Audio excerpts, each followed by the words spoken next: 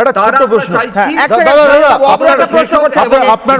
আপনার বক্তব্য থেকে আমার একটা বামপন্থী গন্ধ বেরোচ্ছে। ঠিক আছে, খুব ভালো কথা, হতেই পারেন আপনি বামপন্থী, তাতে কোনো অসুবিধা নেই, কিন্তু আমার একটা যুক্তিসঙ্গত প্রশ্ন আছে দাদা।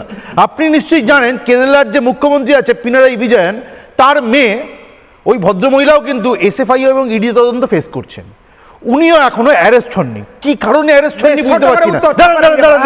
তার মানে কি বামপন্থী মুখ্যমন্ত্রী পিনারাই বিজয়ন ইডি সিবিআই এবং বিজেপির জুতো পালিশ করে? দ্রুত উত্তর। তাহলে তো আপনার সেটিং তত্ত্ব ওইখানেও খাচ্ছে। সময় কম আছে, জুতো পালিশ করে বিজেপি। শামীম বাবু উত্তর। দেখুন, পশ্চিমবঙ্গে তৃণমূল দলটা রেজিস্ট্রেশন হয়েছিল বিজেপি সৌজন্যে, বললাম সেটার উত্তর দিন। ফলে আমি বলছি যে এটা তৃণমূল বিজেপির প্রশ্ন না, আসলে কেন এই তো পাল্টি খাচ্ছেন, এই